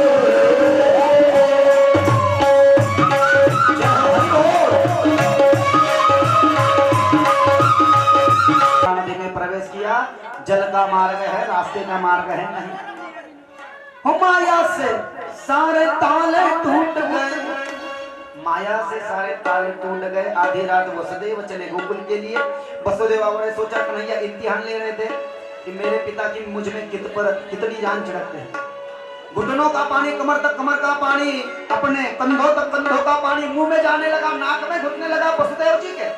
वसुदेव ने सोचा मैं मर गया तो चलेगा, लेकिन बाल कन्हैया को कुछ नहीं होना चाहिए। टोकरी को ऐसे धर लिए प्यारे। कन्हैया ने देखा मेरे बाप की मुझ में बहुत जान है, मेरे पिता की ज्यादा इम्तिहान नहीं लेना चाहिए। तो कन्हैया ने जो जमुना का जल कन्हैया के दर्शन के लिए आ रहा था, दाएं पैर का स्पर्श कर दिया तो जैसे बीच में गली होती है ना गांव के लिए, वैसा रास्ता दे दिए है। बारिश बरसने लगी, वर्षा बरसने लगी, घनी बादल मंडराने लगे। तो कन्हैया भीगने नहीं चाहिए तो शेष ने अपना पंचफना धारण कर दिया है। रात को 1 बजे उधर यशोदा ने 12 बजे कन्हैया के समय पे ही माया को जन्म दिया था, लेकिन दासी ने देखने से पहले ही लड़का है या लड़की झूले में डाला, नींद आ गई। यशोदा को नींद, नंद को नींद, सब गोकुलवासी सो गए हैं। वसुदेव बाबा रात 1 बजे जन्माष्टमी के गोकुल में नंद बाबा के बाड़े में घुसे हैं। वहां पर यशोदा का कक्ष है, उसमें झूला है, झूले में माया देवी सोई है, उसको उठाया है, टोकरी से कन्हैया को निकाले है, उस झूले में झुलाया है, वापस आए हैं 2 बजे रात में मथुरा की कारागृह में। किसी को कानो कान खबर नहीं है प्यारे। 2 बजे भगवान ने माया को निकाल डाला है। सेवक जग गया, अरे 8वां बालक हो गया, 7वां गुप्त हो गया, 6 मार डाले, कंस आया, हाथ में तलवार ली है। तो देवकी रोने लगी, नौटंकी करने लगे, अरे भैया इसको तो छोड़ दे रे, तूने 6 बच्चों को मार दिया, 7वां तेरे डर से लुप्त हो गया। वो तो डूबता नहीं हुआ था, वो बलराम हुआ था, ये लड़की है रे, आकाशवाणी हुई तो तुझे मारने वाला लड़का है, मैं कुछ नहीं जानता। दुष्ट कंस ने उस माया देवी को, उस बच्ची को देवकी की गोदी से छीन लिया, घुमाया, आकाश में फेंका। बट इस बार वो बच्ची हर वक्त की तरह नीचे न आई, न जमीन पर गिरी, न पटकी, न मरी। उस बच्ची ने जगदम्बा देवी का रूप धर लिया, सिंह पर बैठी है, उसको 18 भुजाएं है, सप्तशृंगी का रूप लिया, हंसने लगी, अरे मूर्ख तुझे मारने वाला, तुझे लागी वधी उपजला, मजा आती धनी कंसा से खड़े तो मजा बाळा सी मारेल। अरे तेरे को मारने वाला तेरा शत्रु मेरे से भी पहले उसने यहीं पे जन्म लिया है, और तेरे देखते तेरे ही नगर से वो करा गया। तू तो घराटेदार नींद ले रहा था क्या? तेरा शत्रु गोकुल में पड़ रहा है और मैं तो उसने भेजी हुई माया हूँ। और विंध्य पर्वत पर वो जगदम्बा चली गई। बोलिए विंध्यवासिनी मैया की। उधर सवेरे 4 बजे सबको पता चला है तो सब लोग आनंद में हैं, सब लोग आनंद में हैं। तो नीचे बैठ करके हमको ताली सेवा देना है, बाद में नंदोत्सव में हमको खड़ा होना है। सब लोग कन्हैया खड़े हो गए।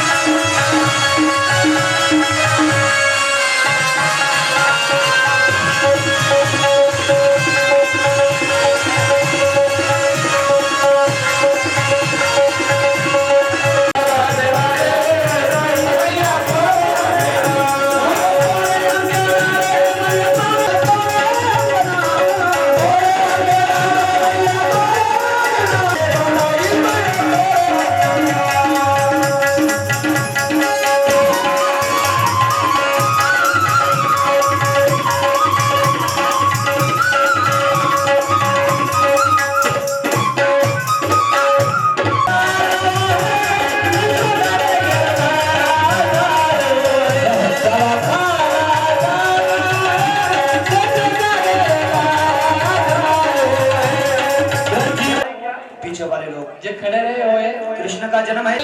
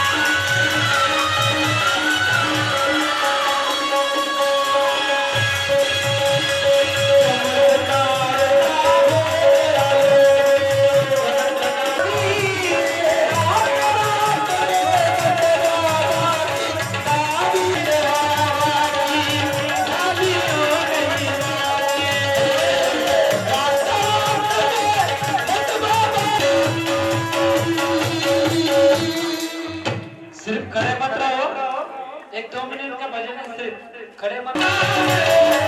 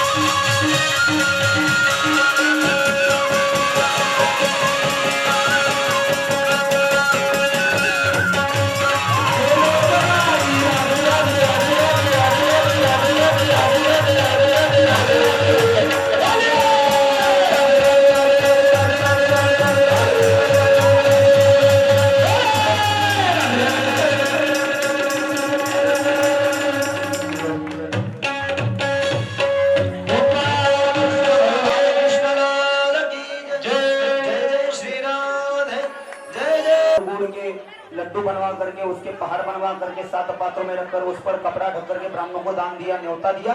और अभी जो हमने ऐसा मनाया है, ऐसे सुंदर नंदोत्सव भगवान ने, क्योंकि वो बना कृष्ण के जन्म के उपलक्ष्य में मनाया था, उसको कृष्णोत्सव कहना चाहिए, लेकिन कृष्णोत्सव नहीं कहा गया, उसको नंदोत्सव कहा गया।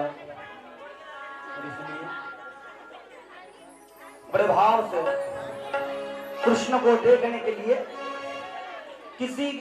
कोई गोपियां अपने घरों को नहीं रही, बुढ़िया तोरणे करती कथा गाती गाने, तुका मणे छंदे मणे मोही रहे गोविंद। संसार में तो ऐसा कहा है प्यारे, क्या है प्यारे। और बहुत 101 भाव गाए हैं उन्होंने। गोपिया कहने लगी, जियो श्याम लाला जियो श्याम लाला, दिल तेरी पगड़ी हर रंग काला, दिल तेरी पगड़ी हर रंग काला। श्याम लाला जियो श्याम लाला, दिल तेरी पगड़ी हो रंग काला। श्याम लाला कृष्ण लाला नंद लाला, तेरा जीवन सुधर जाएगा, तेरा कर जाएगा, तेरा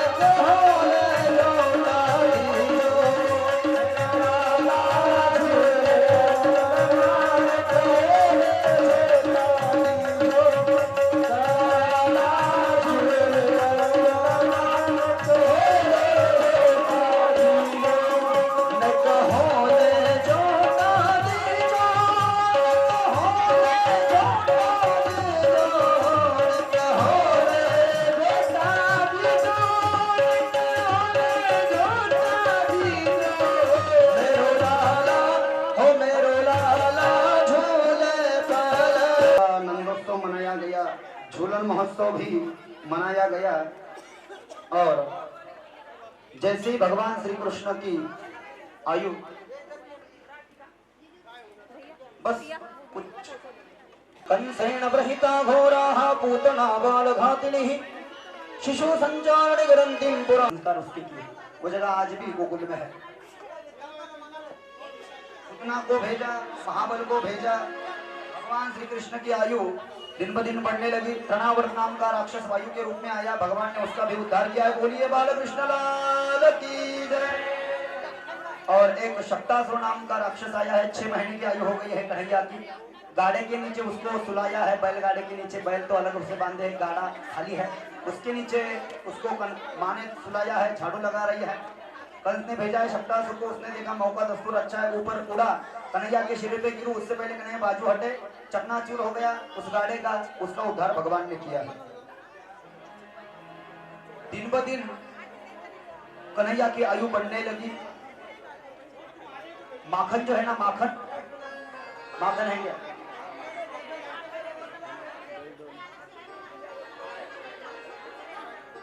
सबको माखन दे दो, ग्रुप वाइज सबको।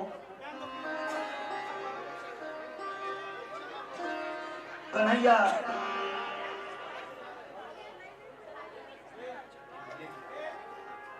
कन्हैया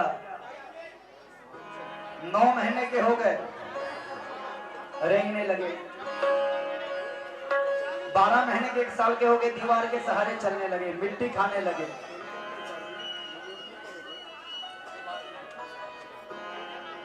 मिट्टी को खाने लगे।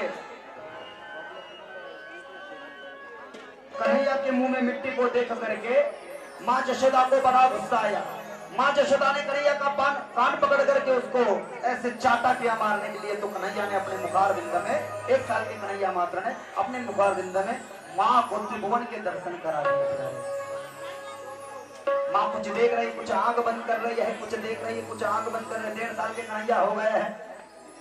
बहुत तकलीफ देने लगे, बहुत नौटंकी करने लगे, बहुत मजाक करने लगे, घर की चीजें इधर उधर को करने लगे, घर में सब।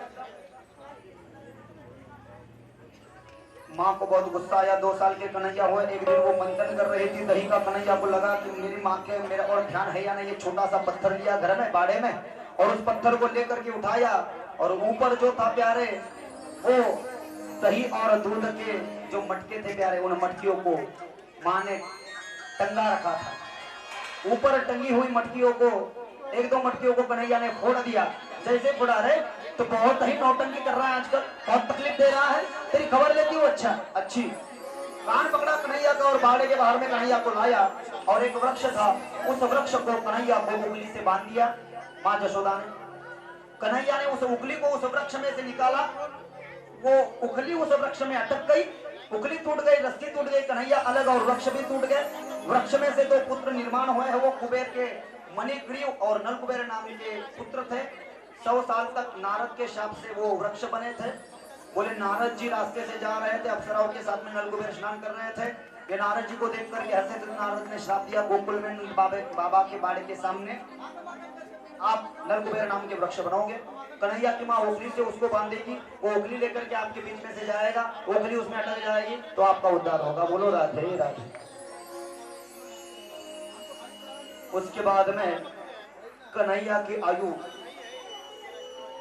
2.5 साल की हुई,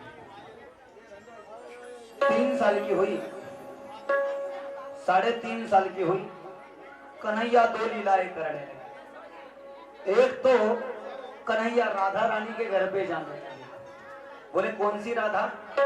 ये राधा रानी वृंदावन में हर जगह राधे राधे जो करते हैं ना, वो राधा रानी की उम्र है 16 साल की, उसकी शादी हो चुकी है। राधा रानी के पतिदेव सास ससुर दिन में खेत को जाते थे, और 3-3.5 साल के कन्हैया राधा के घर पे जाकर के बड़े होते थे। माँ जशोदा को पता चला बच्चा अभी तो बड़ा भी नहीं हुआ, कॉलेज भी नहीं गया, और ऐसी हरकतें करने लगा है पचकानी।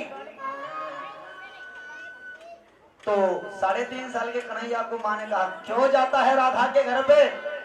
तो कन्हैया ने कहा राधिका गौरी से धीरज की छोरी से मैया करा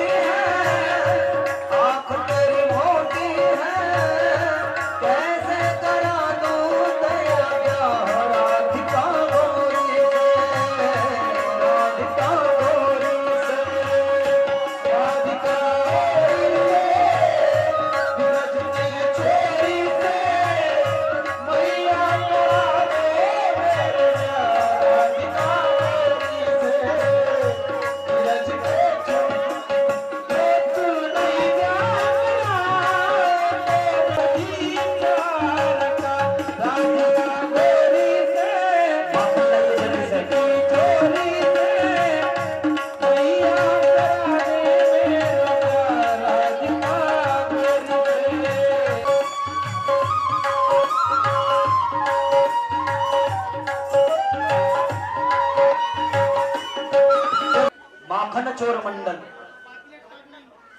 सबके घरों पे कन्हैया जाते थे, ताला तोड़ने की जरूरत नहीं थी, आंख बंद करके गोपियों को लेकर के गोपों को लेकर के जाते थे। दही दूध छाछ बहुत भरपेट खाते थे और मटकियां भी तोड़ डालते थे। बोलो राधे राधे। पहाती गवळणी तवती पालथी दुधानी म्हणती नंदाची पोरे आजी चोरी केली खरी त्याविन हे नवे नासे दुसरिया ऐसी सवे तुबिया मेला त्याने अगुना अनिला 3692 नंबर का भंग तुकाराम महाराज कहते हैं।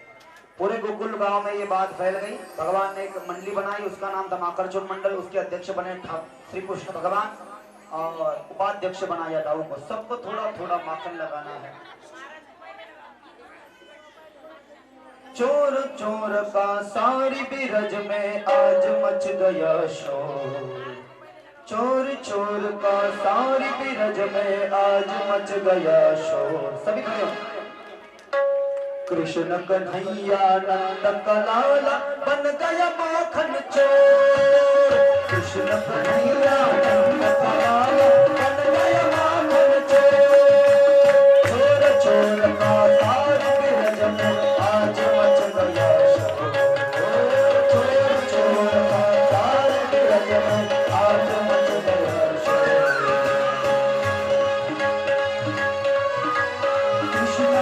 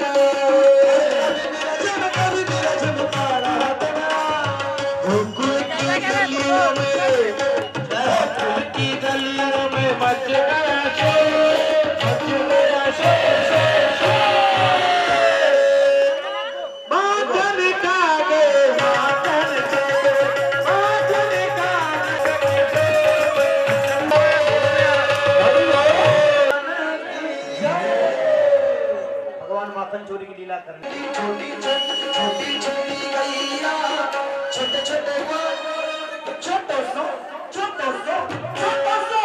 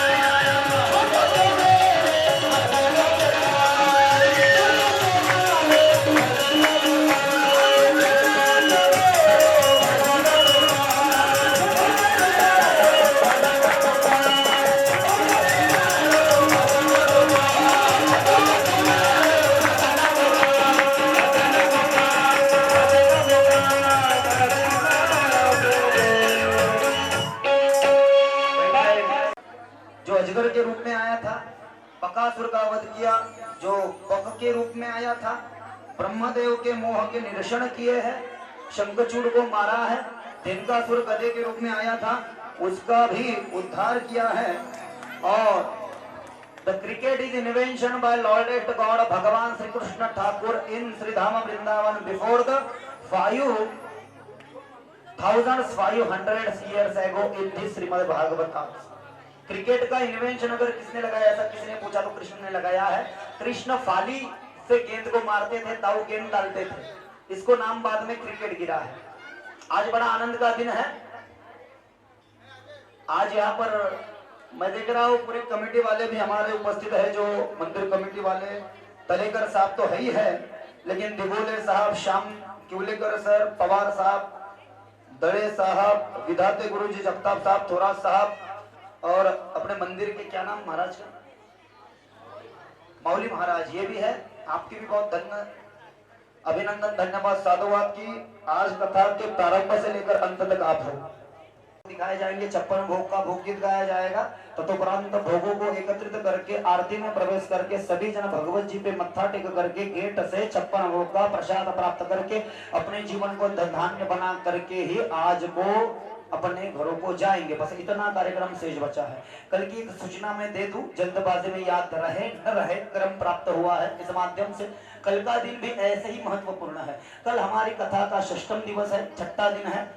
इस बीच में कल हमारी कथा में रुक्मिणी मंगल की कथा होती है। पहले तो भगवान श्री कृष्ण और रुक्मिणी माता की शादी होती है, जाके हम दिखा सकते हैं लड़का या लड़की की, 2 लड़कियां कृष्ण राधा बन सकते हैं, लेकिन हम शादी, जैसे हमने वामन की मुंजी लगाई है असलियत में, लेकिन शादी असलियत में हम ठाकुर के मूर्ति की और तुलसी मैया को तुलसी समझ करके, रुक्मिणी समझ करके लगाते हैं।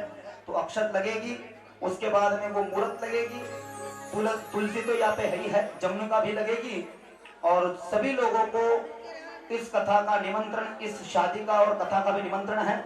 इसमें आपको कथा व्यास को, भगवान को और रुक्मिणी की ओर से कन्यादान करना होता है। जो भी इच्छित कन्यादान आप सभी लोग कर सके, वस्त्रदान होवे, अन्नदान होवे, जो कौन सा भी दान आप इसमें कर सकते हो। और एक चीज आपको करना है कि कल सुदामा के पोहा भी है, तो उस पोहा का प्रसाद आप ही करेंगे या इनको बोलना है, क्योंकि अन्य कथाओं में हम श्रोताओं को बोलते हैं, तो इनको लाने की कोई जरूरत नहीं है, आप ही करेंगे।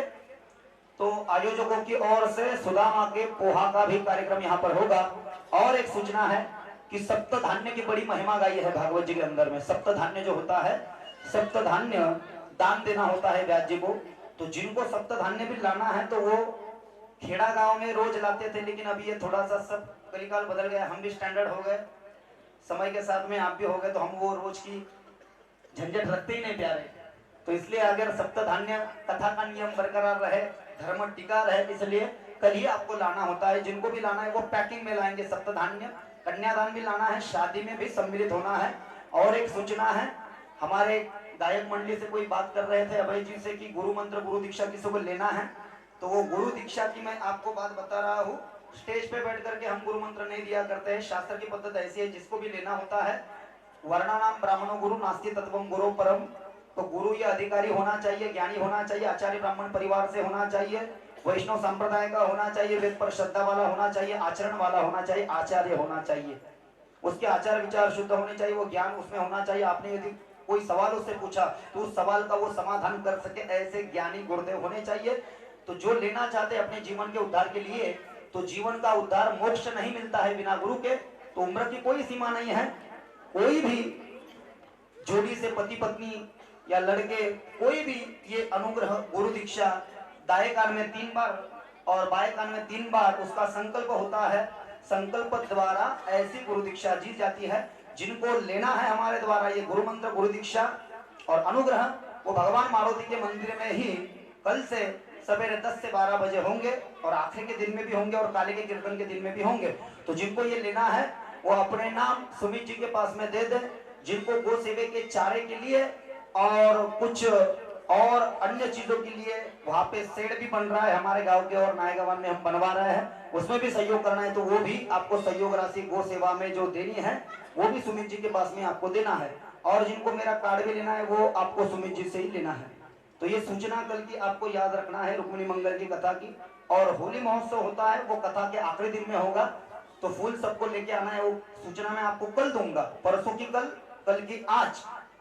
और कब हमारी मंगल कलश यात्रा, ग्रंथ की यात्रा निकलेगी, ये सब मैं आपको कल बताऊंगा।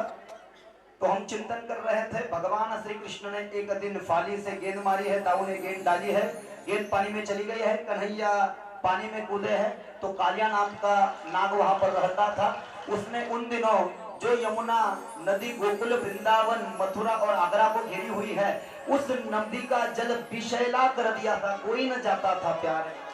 कन्हैया ने छलांग लगाई और विलोक्यं दूषितम कृष्णम कृष्ण कृष्ण हिणादिभुः तस्यां शुद्धिमनवीक्षणं सर्वं तमुदवासयतः।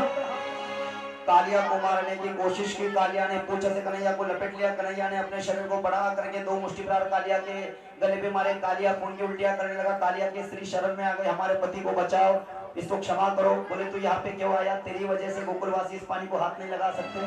बोले मेरी कोई गलती नहीं है, मेरी जगह का नाम है रमणक द्वीप, मैं रमणक द्वीप का रहने वाला हूँ। हमारे गांव के लोग, आपका जो वाहन है ना कृष्ण जी गरुड़, उसको हर अमावस्या को एक रथ भर के खाना दिया करते थे। अमावस्या के दिन गरुड़ को रथ भर के खाना लाया, गरुड़ आया नहीं तो मुझे बहुत भूख लगी थी, मैं टूट पड़ा और मैंने गरुड़ का पूरा खाना खा डाला, कुछ नहीं रखा। तो गरुड़ आया, गरुड़ को गुस्सा आया, गरुड़ मारने के लिए मेरे पीछे भागा। मुझे पता था गरुड़ को श्राप था। बोले क्या श्राप था? गरुड़ कुछ दिनों पहले पूर्व काल में, पुराने समय में नदी के तट में जाकर के नदी के अंदर के जलचर प्राणियों के बच्चों को खाता था। तो जिन जलचर प्राणियों को खाता था, उन प्राणियों के माँ बाप संतों की शरण में चले गए और संतों से कहा कि गरुड़ आकर के हमारे बच्चों को खाता है। तो संतों ने श्राप दे दिया, आज से यदि गरुड़ में गोकुल मथुरा वृंदावन आगरा में बहने वाले माँ जमुना के पानी को स्पर्श किया तो तत्क्षण जल करके खाक हो जाएगा। मुझे पता था वो मुझे मार देगा, लेकिन इसमें वो मेरा बाल बाका नहीं कर सकता। गरुड़ से मेरे प्राणों के रक्षण करने के लिए मैं कालिया बहुत दिनों से यहाँ पर बैठा हूँ। कन्हैया ने कहा गरुड़ मेरा वाहन है, मैं तुझ पर मेरे चरण स्थापित करता हूँ, मैं तुझ पर नृत्य करूंगा, तू चिंता न कर, गरुड़ तुझे कुछ नहीं करेगा। कालिया को ऊपर निकाले हैं ठाकुर जी, और ठाकुर जी ने उस कालिया के फन पर नृत्य किया है। आज भी जो कालिया नाग की प्रजाति होती है ना, तो उन पर ठाकुर जी के चरण चिन्ह मौजूद है। कालिया का उद्धार किया, वृंदावन में आग लगी, गोपियों के रक्षण किए हैं। और भगवान का एक दिन खाना खत्म हुआ तो ऋषि पत्नियों से खाना मांगा है। 2 से ज्यादा चीजों का एकत्रीकरण जहाँ पर होता है उसको मराठी में काला बोलते हैं, और वृंदावन में 56 चीजों के एकत्रीकरण को 56 भोग बोलते हैं। ऐसे 56 भोग काले का प्रसंग हम आज कर रहे हैं। आखिरी प्रसंग में हम जा रहे हैं। नंद बाबा चंदे की बात कर रहे थे। बोले कौन सी चंदा? बोले हर बार हम इंद्र का यज्ञ करते। बोले क्यों? इंद्र हमको सब कुछ देता है, बारिश बरसाता है, हमारे गाय चरती। बोले इंद्र हमको कुछ नहीं देता। बोले कौन देता है? बोले गिरिराज देता है, गिरिराज की पूजा करो। कन्हैया को बोले नंद बाबा तू अभी 5 साल का छोटा बच्चा है, मैं तेरी बात नहीं सुन सकता, और तेरी बात सुन करके मैं सालों से चली आ रही परंपरा को नहीं तोड़ सकता। कन्हैया को गुस्सा आ गया। भला क्या कैमरे वाले भैया, 3 दिन कन्हैया ने खाना ही नहीं खाया। तो इसलिए जशोदा ने खाने की थाल भरी, परोसा खाना और कन्हैया के पास में गई। कन्हैया नहीं कह रहे थे हो तोरे सब संकट मिट जावे, तू पूजा कर गोवर्धन की। हो तोरे सब संकट मिट जावे, तू पूजा कर गोवर्धन की। तोरे सब संकट मिट जावे, तू पूजा कर गोवर्धन की। सब संकट मिट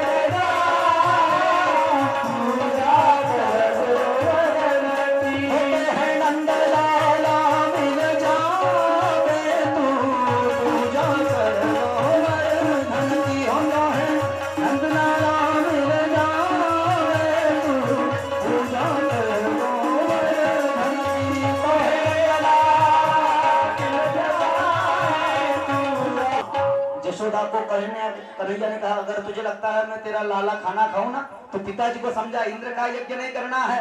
इंद्र हमको कुछ नहीं देता है, सब कुछ गिरिराज देता है। गिरिराज पर ही हमारे गाय बैल विचरण करते हैं, उसी के उस पर ही उगा चारा खाते हैं। इंद्र हमको कुछ नहीं देता। बच्चों की बात मानिए ना, ठीक है। आप अध्यक्ष है, यशोदा बोली, और आपके सामने किसी का कुछ नहीं चलता। चलो बोल, this time cancel to Indra यागास and we will all of them worshipped to the dynamic Giriraj Govardhan to you know. हम इस बार सब वर्शिप पूजा करेंगे गिरिराज की, इंद्र की नहीं करेंगे। बोले ठीक है। कन्हैया निकले हैं, ताऊ निकले हैं, राधा रानी निकली है, यशोदा माई निकली है, रोहिणी माई निकली है, नंद बाबा निकले हैं, गोकुल के सभी लोग निकले हैं, गोप निकले हैं, गोपांगनाएं निकली है, ब्रजांगनाएं निकली है। गिरिराज की पूजा के लिए 56 प्रकार के व्यंजन बनवाया है, उसको 56 भोग बोलते हैं। 30 किलोमीटर वृंदावन से है गिरिराज गोवर्धन, और गोकुल गांव से 34 किलोमीटर है। मैं 7 से 8 साल रहा हूँ यहाँ पर बैठे बैठे उसका चप्पा चप्पा बोल सकता हूँ। तो पैदल निकले हैं। जैसे गिरिराज गोवर्धन में आए हैं सभी लोग ना, तो कन्हैया ने गिरिराज का रूप धर लिया, एक रूप से, और एक रूप से वो अपने माँ बाप के साथ में गर्गाचार्य ने पूजा बताई है, गिरिराज गोवर्धन की पूजा की है। इस झांकी के सभी दर्शन करें। हो श्री गोवर्धन महाराज, महाराज के माथे मुकुट विराजे। हो श्री गोवर्धन महाराज, महाराज के माथे मुकुट विराजे। श्री गोवर्धन महाराज, महाराज के माथे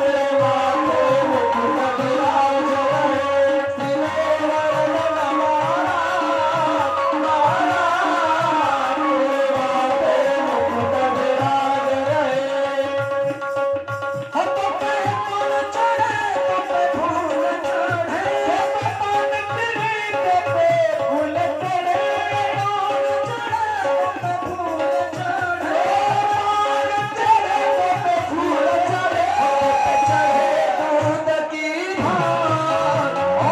श्री गोवर्धन ब्रज यात्रा आपको कल कराएंगे। कथा होने के बाद में, दर्शन होने के बाद में, प्रसाद लेने से पहले सेठ, रमेश सेठ, दीपक सेठ 11 परिक्रमाएं सब लगा करके जाएंगे। इसके गिरिराज की पूजा की है गोपांगनाओं ने और ब्रजांगनाओं ने। एक एक उसे कचरा होना चाहिए, इसलिए हमारे वृंदावन में आज भी जो सबसे पहला और बड़ा मंदिर है ना, प्राचीन बांके बिहारी, उस बांके बिहारी मंदिर में 4 वक्त का जो भोग लगता है ना ठाकुर जी को, उस भोग को पहले हवा दी जाती है पंखे से, इसको भोग गीत बोलते हैं। इस भाव के दर्शन कर रहे हैं। तो विशाल भैया, विशाल जी की पत्नी, बहन, माता जी, अन्य कोई उनके समदन जी, आप सभी लोग आकर के इसको हवा देंगे पंखे से। सभी जन इसको ऐसे, महिला लोग चप्पल, इसको हवा देनी है सबको। महिला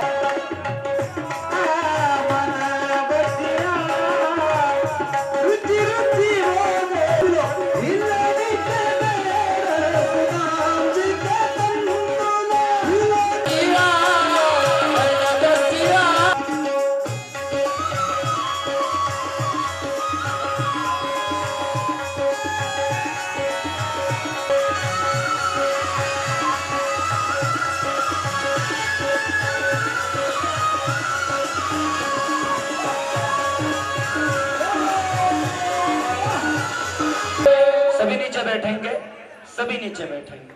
आरती की तैयारी करेंगे विशाल भैया, बाकी सभी लोगों को नीचे बिठाइए दोनों ओर से। भोग की दरवाजा उस मंदिर में सब जुड़ जाने चाहिए। बारिश बरसने लगी, मेघ गरजने लगी, गोकुल के घर उड़ने लगे, गायों के गोठे में पानी भर गया। सभी लोग रोते रोते कन्हैया के पीछे आ गए। जैसे ही कन्हैया के पीछे आगे, कन्हैया ने कहा चिंता मत करो, गोप है, गोपिया है, बजांगड़ा है, गोपांगड़ा है। किसी ने जूते लगाए, किसी ने बेलन लगवाए, किसी ने लाठियां लगाई। लोग कहते देखो ना, बोले कैसा नौटंकी है, अरे कैसा नौटंकी है प्यारे। कोई अपने कनिष्ठिका के ऊपर इत्तू सा ऐसे आने लगा, घुटनों के बल सबसे नीचे को मुड़ गया। उठाइए। लेकिन यशोदा बोलती आपको लाज नहीं आती गोकुल वासियों? मेरे छोटे से लाला को आप गिरिराज उठाने को लगाते हो। नख पर गिरिवर लीन हो लाल कन्हैया मेरो बारो, नख पर गिरिवर लीन हो लाल कन्हैया मेरो बारो, श्याम मेरो बारो, कन्हैया मेरो बारो, तेरे श्याम मेरो बारो, कन्हैया जय मन कन्हैया, लाला की नरम कन्हैया, जय मन कन्हैया भैया, लाला की नरम कन्हैया, जय मन कन्हैया भैया, कैसा झेले लाभा कन्हैया मेरो बारो, कन्हैया मेरो बारो, नख पर लिए गिरिवर लाल, कन्हैया मेरो बारो, नख पर लिए गिरिवर लाल, कन्हैया मेरो बारो, कन्हैया बारो। आप याद देते हो या नहीं, ये मुझे याद लाना था। मेरे साथ में सभी को एक स्वर एक ताल में गाना है, सबकी आवाज आनी चाहिए। बाकी लोग नीचे, आप आरती की तैयारी कीजिए, सब जन नीचे बैठेंगे, सब जन नीचे, सामने कोई नहीं चाहिए। सबकी एक आवाज, ओम नमो भगवते वासुदेवाय, ओम नमो भगवते, आपकी आवाज, आवाज सबकी।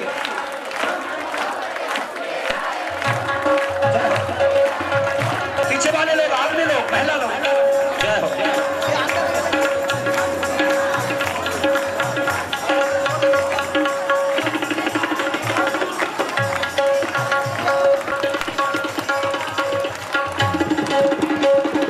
ओम नमो भगवते वासुदेवाय, ओम नमो भगवते वासुदेवाय, ओम नमो भगवते वासुदेवाय। आखिरी जब 11 बजा है, सभी लोग पीछे वाले लोग, ओम नमो भगवते वासुदेवाय, ओम नमो भगवते वासुदेवाय। वाह, क्या बात है। वाह, जय हो।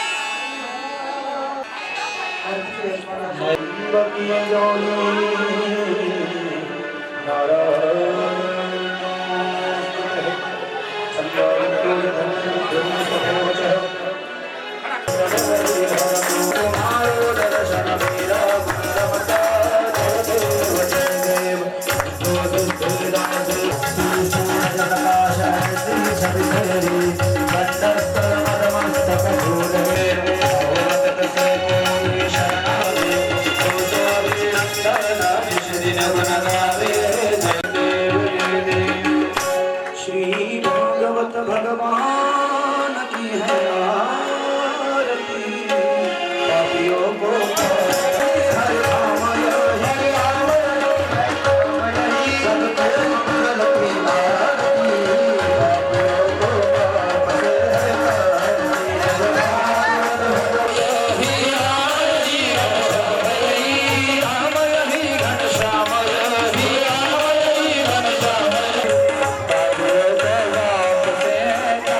से मधुर गो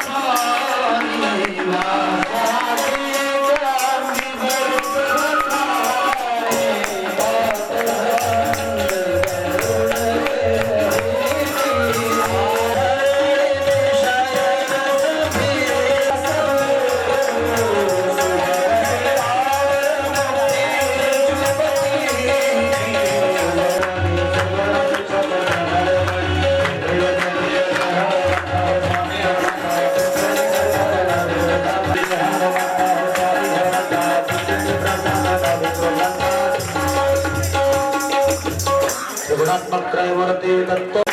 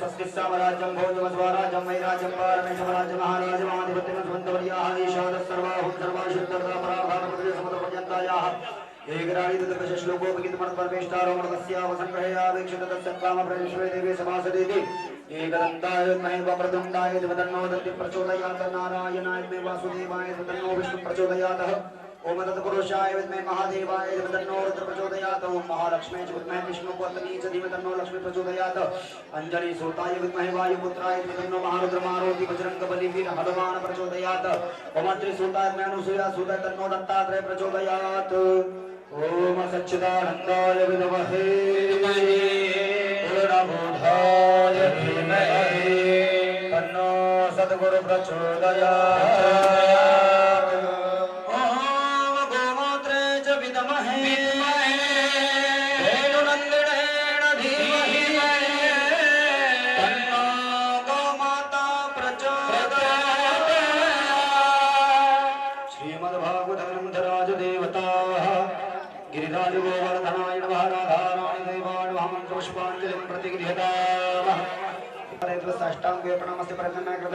आरती वाले आप मेरे यजमान विशाल जी हाथ में पानी लेकर के दोबारा छोड़ देना ओम तस्य श्री कृष्णार्पणमस्तु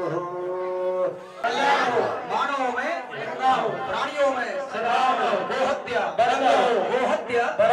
गोहत्या सनातन वैदिक आर्य हिंदू धर्म की जय सब संतन की जय बहु बेटियों की जय अपने माँ बाप की जय गुरुदेव भगवान की जय पितरु समाज की जय बजरंगबली दत्तात्रेय भगवान की जय भागवत जी की